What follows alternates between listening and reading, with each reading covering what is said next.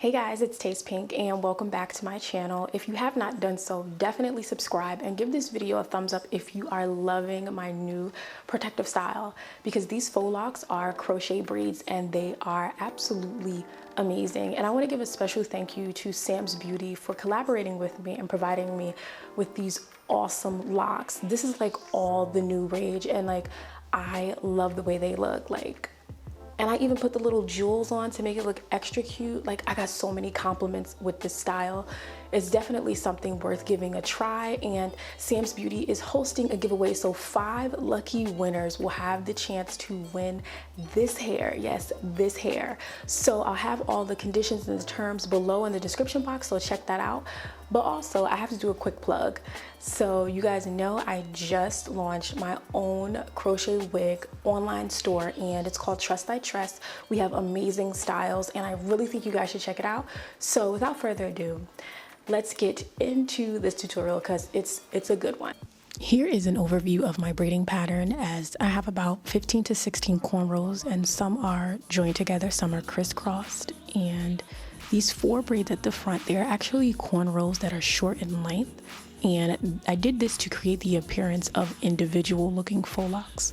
And I'm going to take the ends of the 4 braids, twist them together, and I'm going to use my latch hook needle to crochet the ends of the intertwined braids in between the space of these 2 cornrows.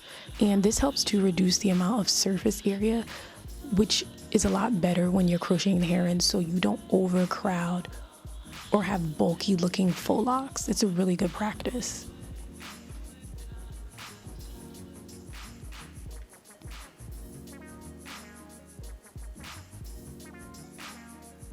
Now, the braids at the back, some are joined together. That's why you don't see the ends of them. But for the ends that were, exposed, I did braid them together. And I'm going to do the same thing here, which I'll use the latch hook needle to disguise the ends of the braid beneath a cornrow. And you can sew this down for added security or use bobby pins if necessary.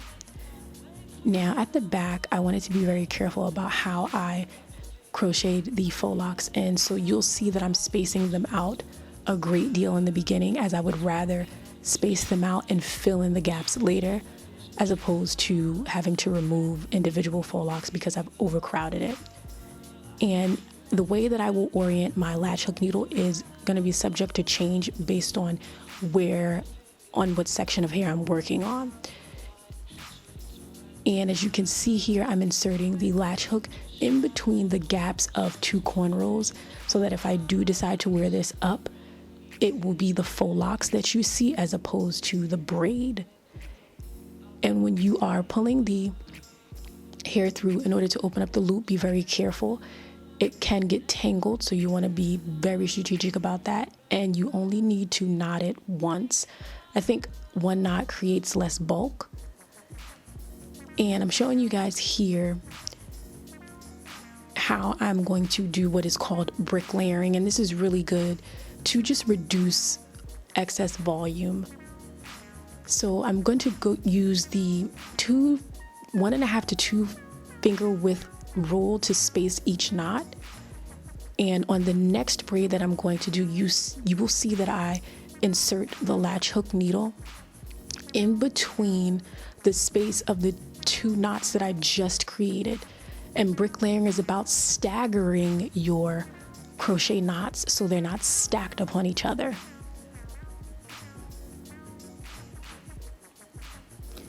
And I just wanted to hold the hair up to see how I was doing. Was I concealing the cornrows well enough? And again, I just followed that same rule of about 1.5 to 2 finger widths in order to space them. And at the back, you can space it out even more, because the braids at the crown are what is going to conceal all the braids underneath. So this is what 2 packs of hair looks like. And just as a reminder, 1 pack contains 2 bundles of 12 pieces. And as you get closer to the crown, you are going to crochet the hair closer together, so it could be 1 finger width apart or even less. And I use the color 30 as my accent color. I love that color and it's very beautiful. And once I passed the area of the crown, like on the sides of my head, I crocheted the hair even closer together. But you want to be careful because you will make yourself look like you have a huge head if you bunch the knots too close together. So I already have a big head. I don't need that struggle.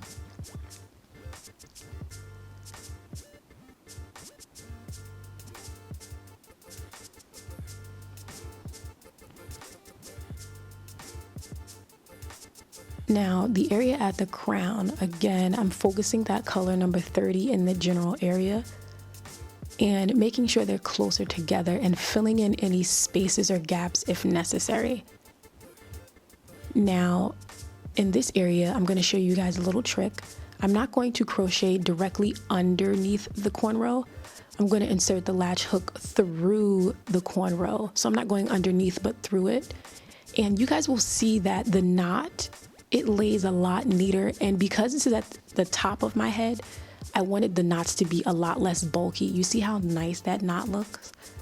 So I just kept that in mind, and I went through the cornrow, not underneath, to create the appearance of a neater looking knot at the crown of my head, because I don't want the top of my ceiling, like I don't need the ceiling missing. I need it to look nice and neat. So that's a nice, tip I have.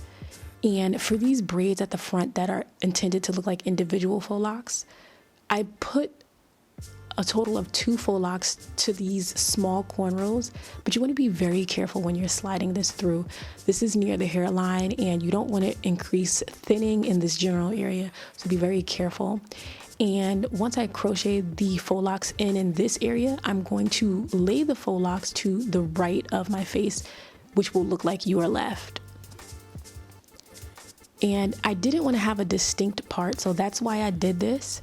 So I won't have like a part or where you'll see the knots, which I actually like, and the front of my hairline will look like individual faux locks, which I love.